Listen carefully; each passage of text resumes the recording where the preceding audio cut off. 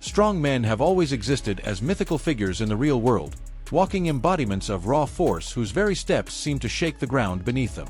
Their size, their strength, and their presence make them appear more like living titans than ordinary athletes, and every time they enter a ring, an arena, or a cage, the entire atmosphere shifts. What unfolds is not simply sport, but a clash of ferocious willpower and colossal mass where every strike feels like it could break the earth open. In this chaotic universe of brute force and combat spectacle, certain legends have carved their names into history. And few have done it with more savagery, dominance, and shock value than Mariusz Pudzianowski, the Polish powerhouse who ruled the world of strongmen before deciding that lifting mountains was no longer enough. When he stepped into the realm of mixed martial arts, he brought with him not just strength, but an unfiltered rage that turned every fight into a primal collision of human extremes. From the moment he transitioned from trophies to takedowns, the aura around Pudzianowski changed. The arena lights hit his massive frame, and it became clear that technique meant nothing when a man carried the strength of a battering ram inside his fists. His fights often lasted only seconds, ending before commentators could form complete sentences, because Pudzianowski approached every opponent like an obstacle meant to be removed, not measured. When he met Michał Materla in 2022, the tension before the opening bell felt like a storm building over the cage.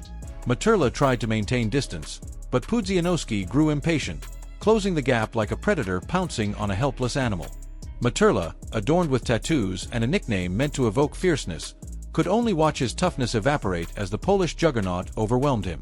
Even a low blow delivered in the chaos of the exchange did little to slow the inevitable. Moments later, Materla lay motionless while paramedics surrounded him, unsure if the color draining from his face came from the force of the punches or the ink decorating his body. After smashing through domestic competition, matchmakers decided to test the limits of the Polish beast. They threw a desert giant at him, an undefeated 350-pound fighter from Africa whose sheer size intimidated most men before they even entered the cage. But size meant nothing to a man who treated mass like a training routine.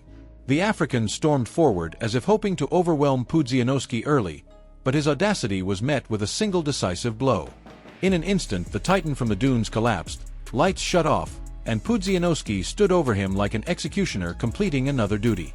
Spectators barely had time to grasp what had happened before the referee waved off the fight, proving once again that Pudzianowski only needed one clean strike to end an entire storyline.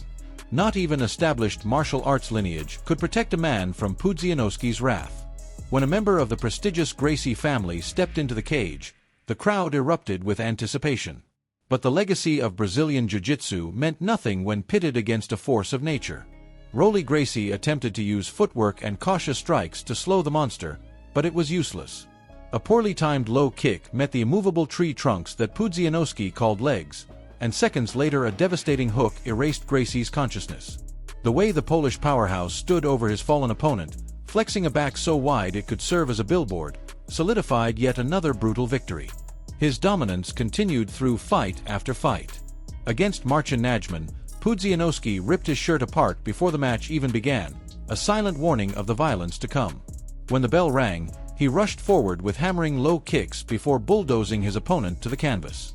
The referee had no choice but to intervene, grabbing Pudzianowski's arm with both hands to stop him from turning Najman into pulp. Another night, another opponent broken, another crowd left breathless. His clashes with fellow Poles, like Łukasz Yurkowski, showed that even familiarity could not tame the beast. Yurkowski taunted him with flashy kicks and bravado, but when Pudzianowski finally caught his leg and dragged him down, any pretense of confidence evaporated.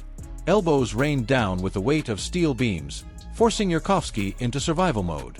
By the final round, disrespect had turned into fear, and when Yurkowski hesitated to shake hands, Pudzianowski made him pay with a right hand so destructive it silenced the arena.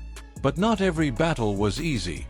The matchup with Erko Jun, a Bosnian knockout artist, pushed Pudzianowski deep into unfamiliar territory.